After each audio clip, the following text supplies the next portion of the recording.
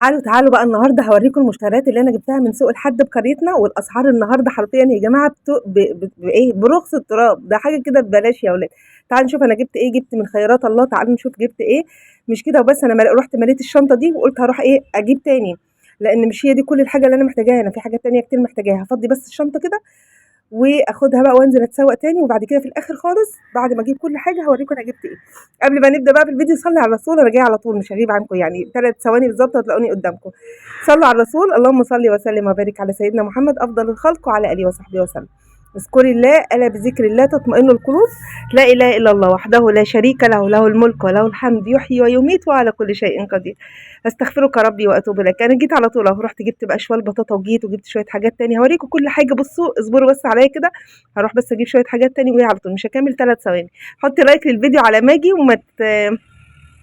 وما تبخليش عليا بالاشتراك والكومنتات الحلوه. تعالوا بقى شوفوا شويه المشتريات اللي انا جبتهم دول، والاسعار حرفيا ببلاش. مش هقول ببلاش عشان ما تقولوش كدابه، لا حرفيا رخيصه جدا الحمد لله يا رب.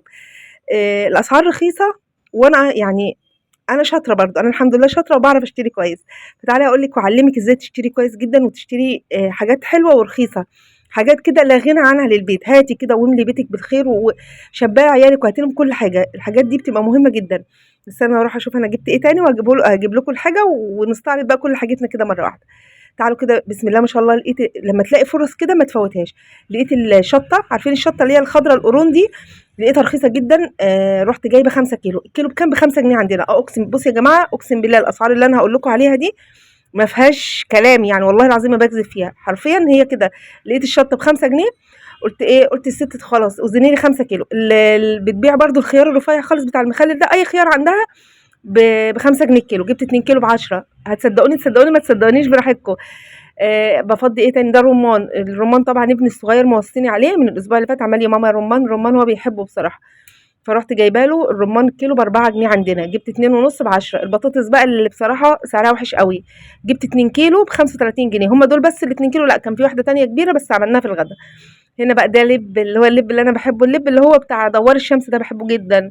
هنا دي برده شطه تانية اهي، وهنا ده فلفل.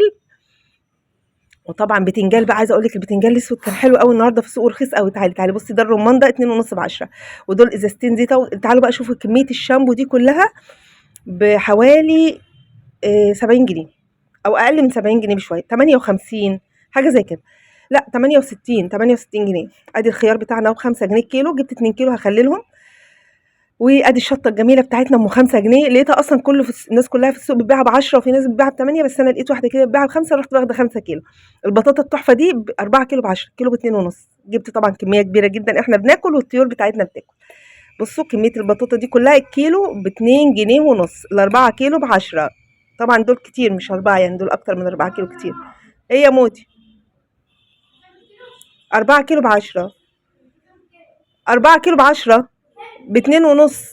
والفلفل ده يا جماعة جبته كل الكمية دي ب5 جنيه، هو مكسر شوية بس حلو.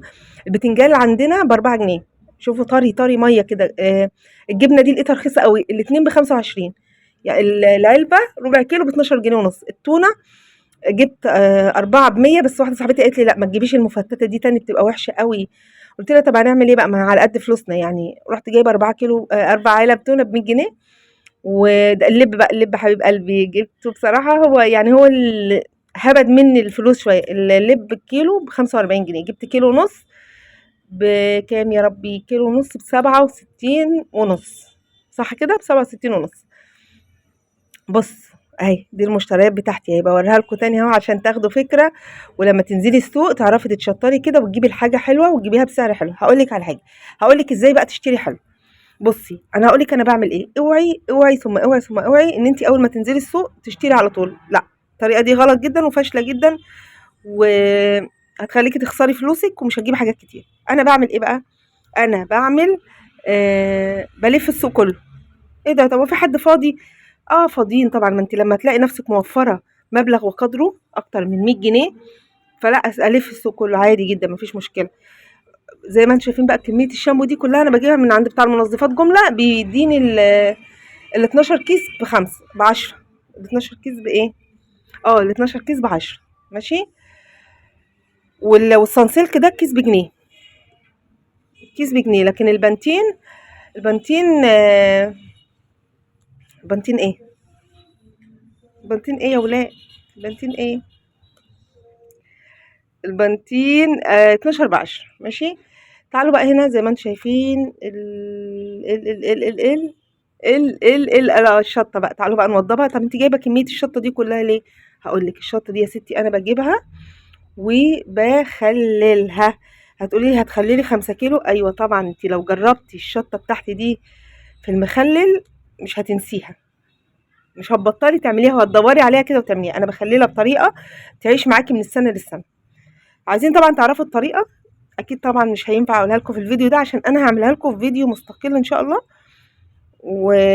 ونصور كده مع بعض الفيديو من اوله لاخره، واقول لك ازاي الشطه دي تقعد معاكي سنه وسنتين كمان وهي زي ما هي مقرمشه كده وناشفه، ما تدوبش منك ولا تدبل منك ولا اي حاجه خالص. اعملي بس الطريقه اللي انا هقول لك عليها، بس مش في الفيديو ده بقى، في الفيديو اللي جاي، عشان انا اصلا انا بكلمكم دلوقتي وانا لسه شغاله فيها. ماشي. يعني انا بس خدت مقطع كده في الفيديو بتاعي، وهكمل بقى مع نفسي. فاهمين قصدي ازاي؟ فجميله، لا جميله الشطه، مخلي الشطه ده تحفه. حتى في الشتاء بيبقى فيه بقى اللفت والحاجات دي، تطلعي حبه شطه كده مع حبه لفت وجزر واسمه ايه التاني، القرنبيط والحاجات دي. المخللات حلوه بصراحه يا جماعه، بتفتح النفس وبتبقى حلوه. ما نكترش منها عشان ما تضرناش، بس هي بصراحه بتفتح النفس. خلينا متفقين كده ان هي بتفتح النفس قوي. يعني في اكلات كده الواحد ما بيبقاش عايز ياكلها، ملوش نفس ياكل، بس اول ما بتلاقي طبق المخلل كده، طبق الترشي، لا هتاكلي وهتفضلي تاكلي لحد ما تشبعي يعني وانت قاعده كده. فانا لا، لما لقيتها ب5 جنيه قلت لا ده فرصه. نعم يا حبيبي. فطبعا لقيت بقى الحاجه كتيره، فقلت لا يا بنت هاتي بقى وجمدي قلبك وهاتي حاجتك. طبعا البطاطا بتبقى تقيله، ما كنتش اعرف اشيل، وخدي توك توك في الاخر. وبالفعل لما تكون الحاجات تقيله معايا كده، باخد توك توك بقى يشيل لي كل حاجه ويروحني لحد البيت.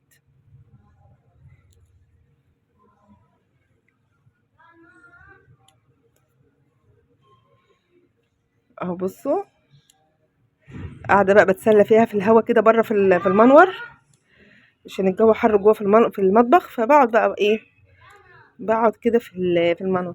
ادخلي لها جوه يا ملك. انت عايزه رنا ولا عايزه مين؟ ادخلي جوه الرنا. انت ملك ولا رقية؟ ازيك يا روك؟ مال عينيك؟ ايه ايه؟ ادخلي لها جوه، جوه في اوضتها.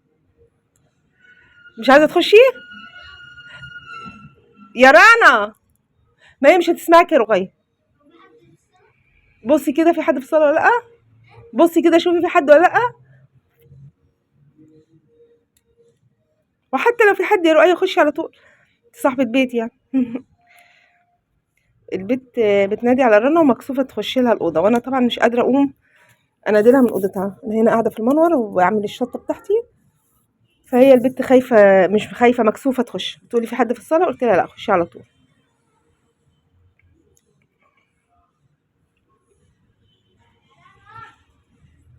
طالما ما بتردش عليك يا رؤية يبقى نزلت. الشبشب بتاعها عندك بره؟ الشبشبة عندك بره قدام الشقة؟ يبقى هي موجودة. انت مش عايزة تخشي لها الأوضة ليه؟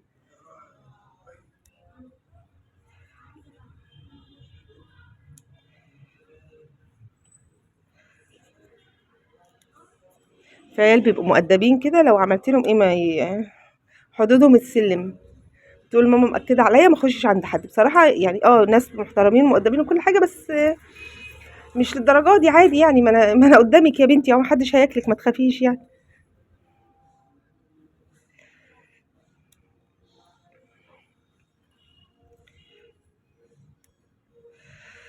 فزي ما انتم شايفين بقى كده ايه، خلاص قربت اخلص. هخلص بقى مش هخلص، ده الكميه هتاخد معايا وقت. انا هقعد كده السهره مش صباحي قوي يعني، بس هتاخد معايا وقت بتاع ساعه كده.